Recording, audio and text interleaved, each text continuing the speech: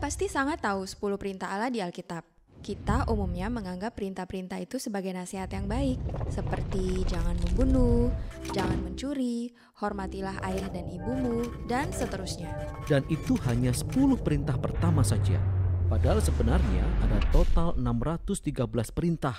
Dan semuanya diberikan kepada bangsa Israel pada zaman itu yang terdapat dalam 5 kitab pertama di Alkitab, yang dalam bahasa Ibrani disebut dengan Torah. Nah, kata Torah dalam bahasa Indonesia biasanya diterjemahkan sebagai Taurat, yang artinya hukum dan perintah, karena di dalamnya mengandung semua hukum dan perintah. Dan saat kita membacanya, kita bertanya-tanya, haruskah saya mematuhi sebagian perintah ini, ataukah semuanya? Lalu apa sebenarnya tujuannya? Terjemahannya memang agak membingungkan, karena di samping kitab Taurat berisi berbagai hukum dan perintah, tapi pada dasarnya kitab itu berisi tentang kisah bagaimana Allah menciptakan orang-orang jenis baru yang mampu mengasihi Allah dan sesama dengan sepenuh hati. Dan ketika Yesus mengajarkan Taurat itu, dia berkata bahwa dia membawa kisah itu pada penggenapannya. Oke, ceritakan kisahnya kepada saya dan bagaimana hal itu digenapi.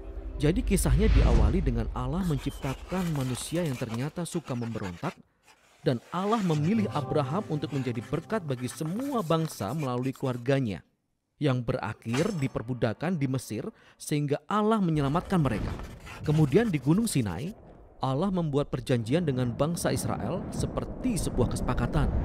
Dan semua hukum yang Musa berikan kepada bangsa Israel adalah syarat-syarat kesepakatan itu. Dengan kata lain, seperti undang-undang. Beberapa dari hukum tersebut berisi tentang tata cara ibadah dan adat istiadat yang memisahkan bangsa Israel dari bangsa-bangsa lain. Sisanya berisi tentang keadilan sosial atau moralitas. Dan dengan mengikuti hukum-hukum ini, bangsa Israel akan menunjukkan kepada bangsa lain seperti apa Allah itu sebenarnya. Jadi, sisa dari isi Taurat itu adalah daftar hukum dan perintah secara lengkap yang Musa berikan kepada bangsa Israel. Tidak.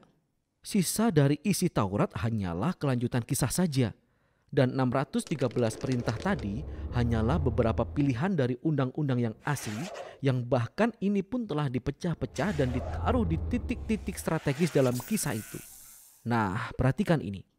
Karena Anda akan melihat pola yang sangat jelas. Musa memberikan hukum-hukum yang pertama kepada bangsa Israel. Jangan menyembah Allah lain, jangan membuat patung. Dan tepat setelah itu, ada kisah tentang bangsa Israel melanggar perintah-perintah itu. Mereka menyembah anak lembu emas. Lalu Musa memberikan beberapa perintah lagi. Lalu kita dapati lagi kisah-kisah tentang pemberontakan, beberapa perintah lagi, pemberontakan lagi, beberapa perintah lagi, lebih banyak pemberontakan. Dan kita mulai melihat intinya. Benar, tidak peduli seberapa banyak perintah yang diberikan, mereka akan tetap terus memberontak.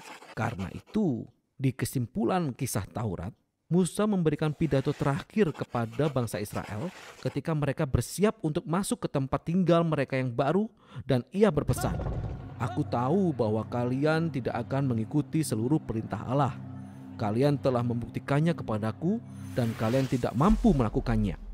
Musa berkata bahwa masalahnya ada pada hati mereka yang keras, sehingga mereka butuh hati yang baru yang telah diubahkan jika mereka ingin mengikuti perintah Allah dengan sungguh-sungguh. Dan Musa benar, kisah itu berlanjut dengan kegagalan total bangsa Israel. Mereka masuk ke tanah perjanjian dan mereka melanggar semua perintah-perintah itu. Benar, kitab-kitab berikutnya dalam tradisi Yahudi adalah 15 kitab para nabi. Para nabi mencoba merefleksikan kisah bangsa Israel. Contohnya, Yeskiel berkata jika bangsa Israel mau taat pada hukum Allah, Roh Allah perlu lebih dulu melembutkan hati mereka yang keras.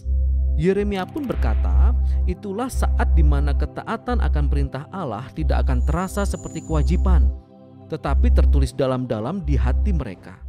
Dan Yesaya ia menjanjikan pemimpin di masa depan, yaitu Mesias bangsa Israel, yang akan memimpin manusia dalam kepatuhan terhadap hukum Allah. Dalam tradisi Yahudi, seluruh kitab ini disebut kitab para nabi, termasuk kitab sejarah, karena isinya merupakan kelanjutan kisah yang diceritakan dari sudut pandang para nabi. Oke, jadi kita punya hukum Taurat dan kitab para nabi. Dan mereka bercerita tentang satu kisah yang saling terhubung tentang kerinduan Allah untuk memberkati seluruh dunia melalui sebuah bangsa, yaitu bangsa Israel yang ternyata membutuhkan sebuah hati yang baru. Ya, dan Yesus melihat dirinya sendiri sebagai kelanjutan dari kisah itu. Ia sependapat dengan hukum Taurat dan kitab para nabi ketika ia mengajarkan bahwa dari hati manusia keluar hal-hal paling buruk dari sifat alamiah manusia. Hal ini seperti sebuah pengaturan bawaan dari hati kita untuk selalu menentang perintah Allah. Namun Yesus juga berkata bahwa Dia datang untuk mengatasi masalah itu seperti dalam kalimatnya untuk menggenapi hukum Taurat. Lalu apa yang Dia maksudkan dengan menggenapi hukum Taurat? Begini, awalnya Dia berkata bahwa tuntutan dari isi hukum Taurat hanya dapat dipenuhi dengan apa yang Dia sebut sebagai hukum yang terutama, bahwa kita harus mengasihi Allah dan sesama. Kelihatannya cukup mudah ya. Maksud saya, kita semua ingin mengasihi. Ya, kita pikir bahwa kita ingin mengasihi, tapi Yesus menunjukkan bagaimana kasih itu lebih besar tuntutannya dari yang kita sadari. Dia mengutip perintah, jangan membunuh. Dan Dia berkata, ya, tidak membunuh seseorang adalah hal yang baik untuk dilakukan. Tapi kemudian Dia juga berkata bahwa ketika kita memperlakukan orang lain dengan tidak hormat atau memelihara kebencian terhadapnya, kita juga sudah melanggar konsep moral Allah karena kita tidak memperlakukan orang tersebut dengan kasih. Lalu Yesus berkata, kasih yang sejati harus diberikan bahkan kepada musuh kita. Jadi, meskipun perintah ini terlihat sangat mudah, Yesus menunjukkan betapa hati kita saat ini tidak diperlengkapi untuk memenuhi bahkan perintah yang paling dasar sekalipun, yaitu untuk mengasihi orang lain.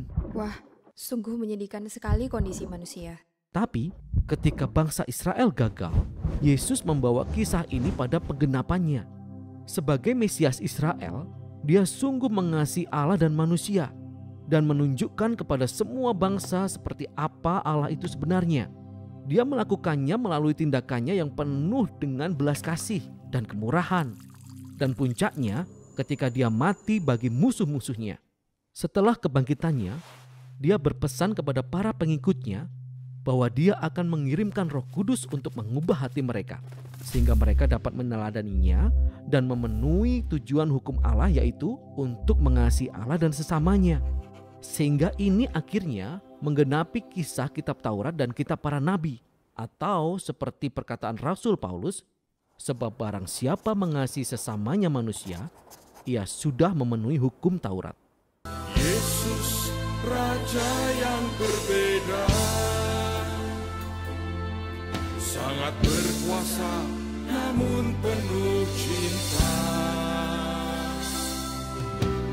Yesus, Raja yang berbeda, semuanya Dia miliki, tapi murah hati. Yesus, Raja yang berbeda,